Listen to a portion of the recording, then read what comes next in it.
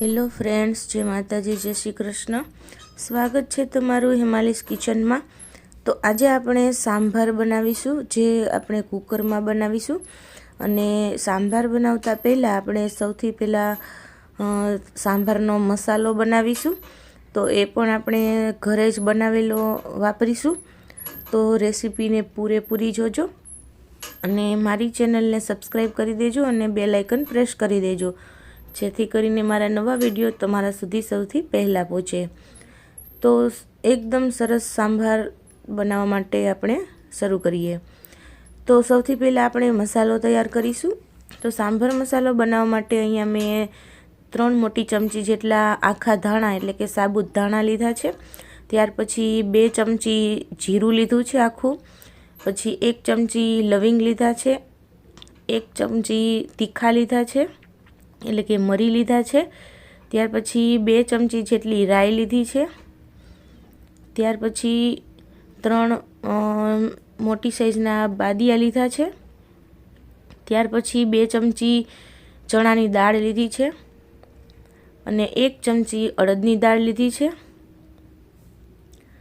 અને 3 સૂકા મરચાં લીધા છે। તો આ દરેક મસાલાને સરસ રીતે 1 મિનિટ સુધી આપણે સાતણી લેશું, એટલે કે સરસ એને શેકી લેશું, જેથી કરીને તેમાં રહેલી કોઈ પણ ભેજની હોય તો એ છૂટી જાય, જેથી કરીને આપણે મસાલો સ્ટોર કરી શકાય। તો આ રીતે સરસ 1 મિનિટ સુધી તેને ધીમી આંચ ઉપર શેકી લેશું। ગેસ ધીમો જ રાખવાનો છે। તો જ્યાં સુધી મસાલામાંથી સુગંધ આવવા માંડે ત્યાં સુધી આપણે શેકી લઈએ। તો સરસ મજાની મસાલામાંથી સુગંધ આવવા માંડી છે, તો ગેસની ફ્લેમ આપણે બંધ કરી દઈશું અને મસાલાને ઠંડો થવા દઈશું। ત્યાર પછી આપણો મસાલો ઠંડો થઈ જાય એટલે મિક્સર જારમાં નાખીને તેને પીસી લઈએ। તો આ રીતે દરેક મસાલો આપણે અંદર નાખી દઈશું। સાંભાર મસાલામાં લવિંગને મરીને એવું હોતું નથી, પરંતુ જો એમાં અત્યારે જ નાખી દઈશું તો આપણે ગરમ મસાલાની જરા જરૂરિયાત નહીં પડે। તો આ રીતે આપણે બધો મસાલો નાખી દીધો છે। ઉપરથી આપણે અડધી ચમચી જેટલી હિંગ નાખીશું અને અડધી ચમચી જેટલી હળદર નાખીશું, જેથી કરીને તેનો કલર સારો આવે અને મિક્સર જારમાં તેને પીસી લઈએ। તો આપણો પાવડર બનીને તૈયાર થઈ ગયું છે। તમે જોઈ શકો છો કે સરસ મજાની સુગંધ આવે છે એવો સાંભાર મસાલો આપણો તૈયાર થઈ ગયો છે। તો સાંભાર મસાલો પણ આપણે હોમમેડ જ વાપરવાના છીએ। તો આપણે તેને એરટાઈટ એક બરણીમાં તેને ભરી દઈએ। તો તમે 3 થી 4 મહિના સુધી ફ્રીજની બહાર અને 1 વર્ષ સુધી ફ્રીજની અંદર તમે તેને સ્ટોર કરી શકો છો। તો આ રીતે મસાલો બની ગયો છે। તો આ આટલો મસાલો આપણે 5 થી 6 વખત સાંભાર બનાવી શકાય ત્યાં સુધી વાપરી શકાય છે।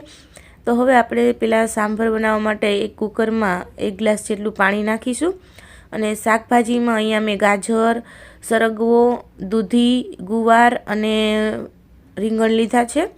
તો તમે તમારા મનપસંદના શાકભાજી લઈ શકો છો। તો અહીંયા બધા જ શાકભાજીને આપણે પાણીમાં એડ કરી દઈશું।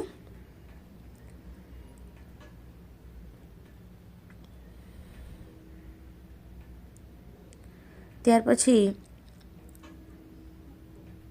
મેં અહીંયા તુવેરની દાળ પલાળીને 1 કલાક પહેલાં પલાળી દીધી હતી। તો 1 કે અડધો કપ તમારે જેટલા પણ માણસની બનાવી એ ક્વોન્ટિટી અનુસાર તમે બનાવી શકો છો। તો મેં અહીંયા 4 માણસો માટે બનાવી છે। તો મેં અહીંયા 1 કપ તુવેરની દાળ લીધી છે, જેને મેં 1 કલાક પહેલાં પલાળી લીધી હતી।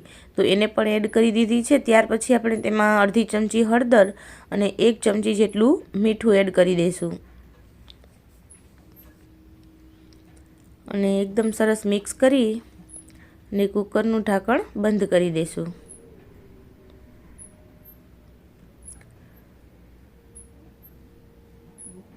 અને 2 સીટી આપણે થવા દઈશું, જેથી કરીને આપણી દાળ અને શાકભાજી બધા જ ચડી જાય।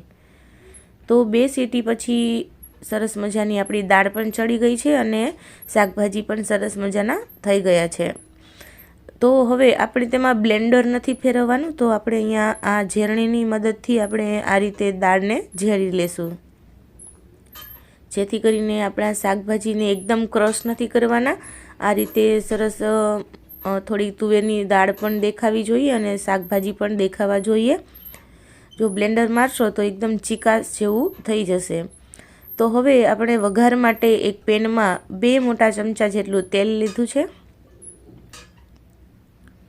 ત્યાર પછી તેલ ગરમ થાય એટલે 1 ચમચી રાઈ, થોડી હિંગ, 2 સૂકા મરચાં અને લીલો લીમડો, તો સરસ મજાના તેને ચટકવા દેશું. અને ત્યાર પછી આપણે આ લાંબી સ્લાઇસમાં કટ કરેલી ડુંગળી એડ કરી દઈશું અને 1 ટમાટર એડ કરી દઈશું. ત્યાર પછી તેને સરસ રીતે સાતળવા દઈશું. જ્યાં સુધી ડુંગળી અને ટમેટું સોફ્ટ ના થાય ત્યાં સુધી તેને પકાવી લેશું. તો સરસ મજાની ડુંગળી અને ટમેટું આપણું સોફ્ટ થઈ ગયું છે. તો હવે તેમાં આપણે બનાવેલી દાળને એડ કરી દઈશું.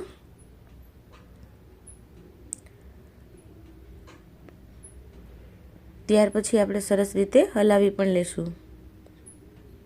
તો સરસ રીતે આપણી દાળનો વઘાર થઈ ગયો છે, એટલે કે આપણા સાંભારનો વઘાર થઈ ગયો છે. તો તમે જોઈ શકો છો સરસ સબ્જી પણ દેખાય છે અને દાળ પણ એકદમ સરસ ઘાટી છે.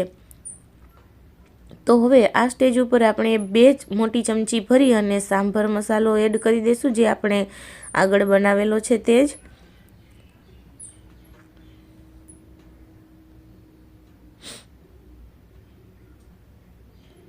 ત્યાર પછી આપણે સ્વાદ અનુસાર જેટલું નમક ઘટતું હોય એટલું નમક આપણે એડ કરી દઈશું, કેમ કે આપણે 1 ચમચી જેટલું દાળમાં પણ નમક એડ કરેલું હતું. તો હંમેશા નમકને ટેસ્ટ કરીને જ નાખવું. ત્યાર પછી સરસ રીતે આપણે મિક્સ કરી લઈએ. તો સરસ મજાની આપણો સાંભાર બનીને તૈયાર થઈ ગયો છે. તો ત્યાર પછી હવે આપણે આંબલીનો પલ્પ નાખીશું, જેને મેં ગરમ પાણીમાં 2 આંબલીની ગોઠને પલાળી દીધી હતી અને ચોળીને સરસ મજાનો પલ્પ તૈયાર કરી લીધો છે.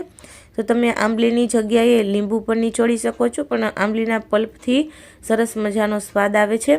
અને 2 ચમચી જેટલો આપણે ગોળ એડ કરી દઈશું. તો તમે ગોળની જગ્યાએ ખાંડ પણ એડ કરી શકો છો, પણ ગોળનો ટેસ્ટ એકદમ જ સરસ આવે છે અને સાંભારનો કલર એનાથી સરસ એકદમ ડાર્ક આવે છે, જે આપણે સાંભારનો કલર હોવો જોઈએ.